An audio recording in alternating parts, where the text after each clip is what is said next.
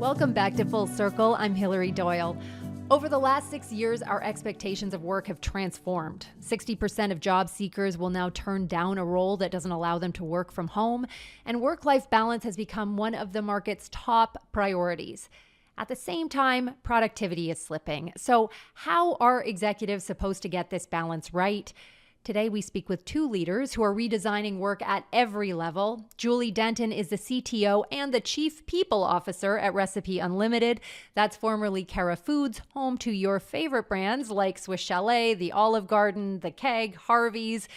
Jodi Baker Calamai leads Deloitte Canada's human capital practice. She is our in-house authority on all things related to the future of work. Welcome to you both. We are going to get right into it. Julie, you arrived at Recipe Unlimited in 2019 as Chief People Officer.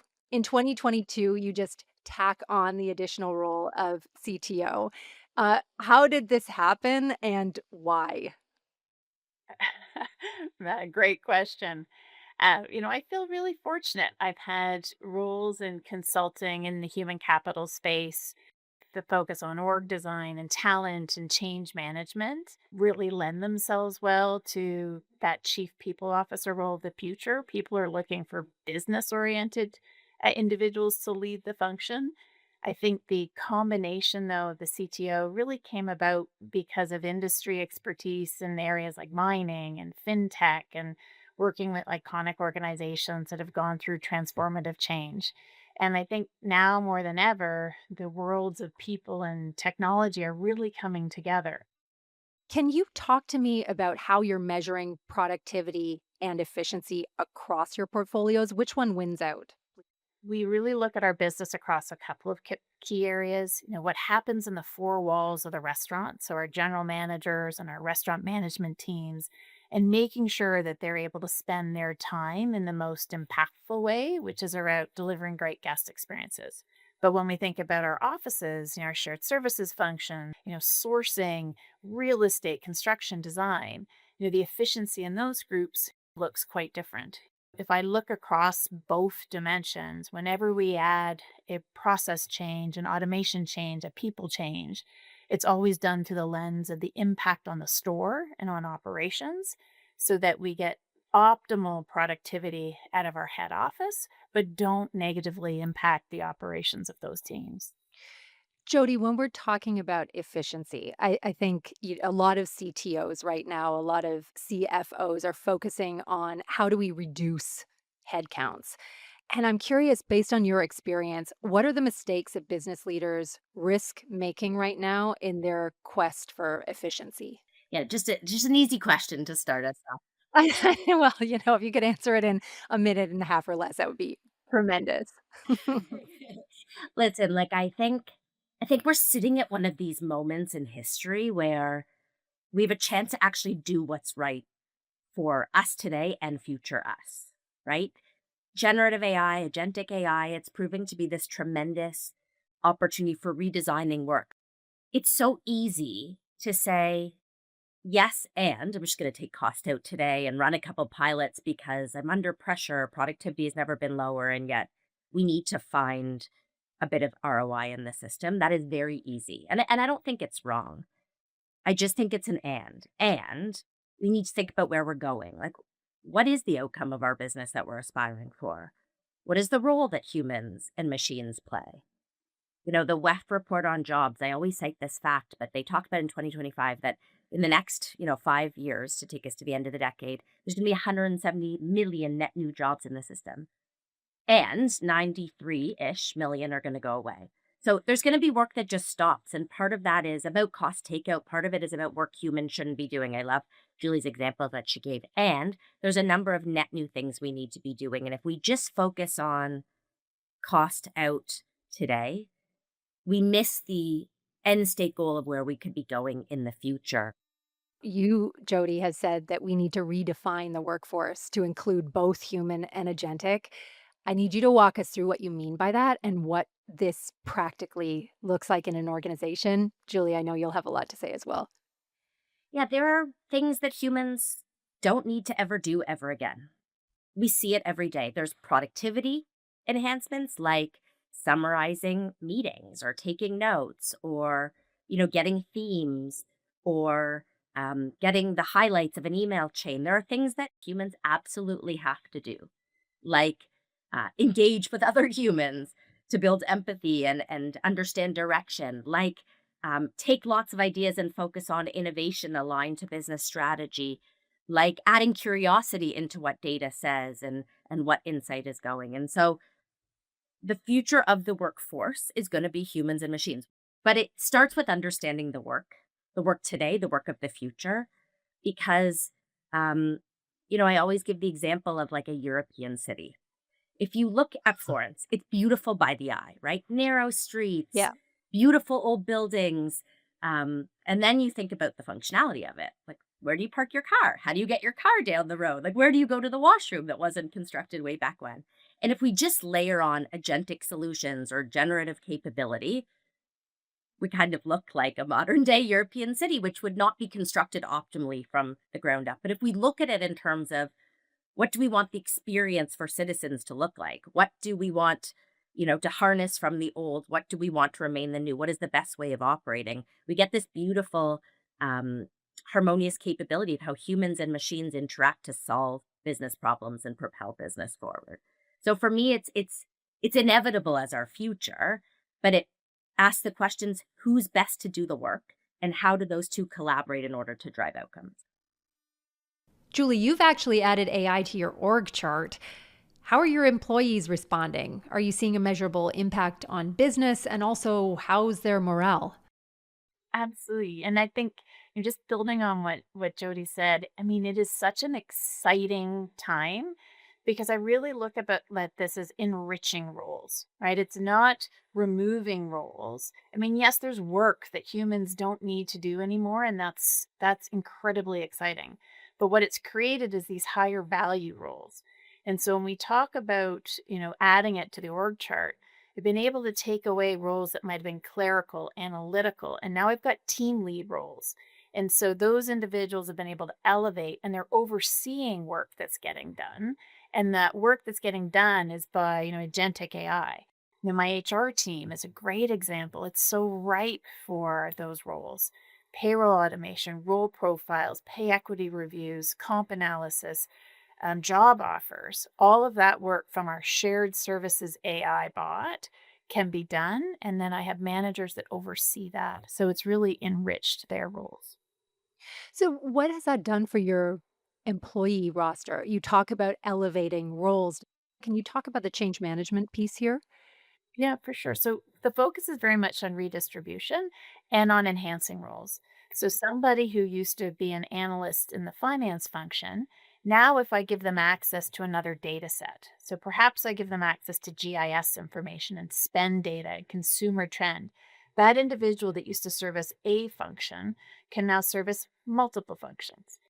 And so realigning the work by making more information available to roles, they can access and digest that information faster, more efficiently with predictive tools. And it's really fulfilling for the individual because they're now servicing more business problems. They feel like they're adding more impact and more value across multiple functions. Now, some transactional roles we can work to upskill. So we always ask, how can we change the way of working first before adding a role? And can we take somebody with that skill and capability from another function and have them work across functions? So that's first. There will be some roles inevitably that do shift or change or may go away. But the view is that the roles that are there are getting more exposure, adding more value, and ultimately being more enriched because of the access to information that they have that they didn't have before. So interesting in terms of the feedback loop that you must be getting on this as a CTO with that hat on, and then also as a CPO with that hat on. What has the feedback been like from your employees? So if you're curious and you want to learn more, this is a time like never before that you can get access so much information for your own learning. And so I think for us, it's really about leaning into that value. And so the value of passion, and so we're be passionate and be curious. If you take those two together and remind teammates that really to thrive in this new way of working, you really need to lean into those two values. And that's not easy. Some courses, make agentic AI and how to do prompt engineering. And those are courses now that are rolling out to everybody because we want to make sure that everybody has had at least some exposure, even if you weren't innately curious. We want to make sure you've got the core skill set so that the whole watermark within the organization rises. And at that point, then it is a bit of self selection. Some folks may decide this is not for them, this is not what they want. And so we will work with those individuals to do the work that matters to them and find other places where that work, can get done. But for those that really thrive on curiosity and thrive on passion, we really can continue to enrich their roles. So I think the feedback depends on which side you're on, what stage in your career you're on. But if you're curious, there's just so much opportunity. Julie, you're talking about this broad exposure, and we hear a lot about unique combinations that can unlock the power of AI at a macro level across whole industries, whether we're talking about AI factories or system solutions. But you are really pointing to the relevance here at the employee level. Jodi, do sector-specific experts now have less value in this current era? Your question is interesting. Is sector level capability still relevant? 100%. And we've also seen that, base level knowledge plus AI equals super knowledge. So it's how are you getting the knowledge, right? You have a base yourself, but you're enhancing more based on insight and perspective. Experience is still experience. No one can take that away, but it's how you use it and how you use the tools around it that drive impact. Interestingly, we did a bunch of research last year as part of our latest Human Capital Trends report, and we saw that entry level jobs were being posted with 2 to 5 years of experience. Entry level jobs, and it was getting at that point, which is people need understanding. Things are moving so fast; they need something to anchor on. But we're mistaking experience, over years with how you access experience. And I think that's the crux of the world of work going forward. So it's not necessarily that you've lived it and done it yourself, but you know how to tap into it. Sure, it's such a stressful time for young people who are entering the workforce and for long-standing employees who worry their expertise may be rendered obsolete overnight. Julie, how is Recipe addressing these particular concerns across the organization? So one of the things that we did, and it's very recent, this summer, we decided to really have a much larger cohort of interns. And the reason for that is it's almost like reverse mentoring. There's many of us that have been really established in roles, but needed to be exposed to the generation that's graduating now with different skill sets, different tools, just different ways of inquisition, the way that they look at problems. And we took, brand new grads and we immersed them in our business insights function. And we didn't tell them anything about our business, right? They've never worked in hospitality. But we had 2 modelers go into the business insights function and we said, here's all the data available to you. Tell us what you think. And what was fascinating was to see all of the opportunity areas that they came back with because of this volume of data. So you take really curious, insightful individuals without almost the baggage of having grown up in the industry, and they took this mindset of just open questions, open AI, and created these models to really help us think about predictive labor, predictive scheduling, and we immerse them alongside people that have been in that function for a decade. And the models that they created were incredibly insightful. And so if you take that new way of working combined with the industry expertise we talked about earlier, sometimes that can be like superpower and super knowledge. And sometimes the lack of knowledge can also be very insightful. They're not burdened by, well, we did that before, or we've used to do that, or that'll never work. And so really immersing these different skill sets and this newer way of thinking into different parts of the business. We did that in the marketing function for some of our brands, and they're coming out with new campaigns and new loyalty programs and community building initiatives that are more in tune with, their generation and the way that they consume information and what a brand and loyalty means to them. We saw it on insights. We're seeing it in the HR team. And so I can take that knowledge and put it with individuals that are new graduates. And I think that's really where kind of the exponential insights come, and just a different way of looking at information that we're surrounded by on a day-to-day basis.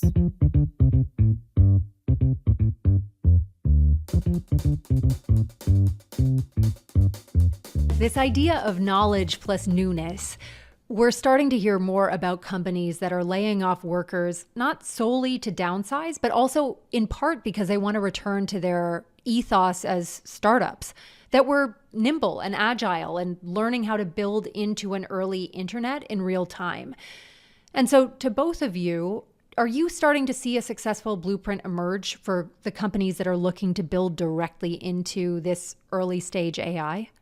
I think, Jodi, I'll start with one. And I think for any organization, I think you really, really need to start with fundamentally what is your value proposition and what's the sequence of activities that are essential to do, and then what's a more efficient way to get about doing them, and still stay true to what it is you're trying to do for customers. And hospitality is ripe for that. There's a lot of focus on robotics. There's a lot of focus on, efficiency within that. We just need to make sure it's done with that end guest experience in mind, first and foremost, and then work back to identify the areas that will have the most impact on those that are crucial in terms of delivering that guest experience. You launched a set of values in 2020. Have you seen an impact, like a quantifiable impact as a result of that initiative?